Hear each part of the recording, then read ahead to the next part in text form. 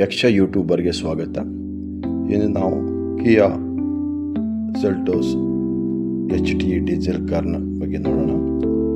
ಇದರ model 2022 single owner. Kilometre run ಆಗಿದೆ ಇದು 80,000.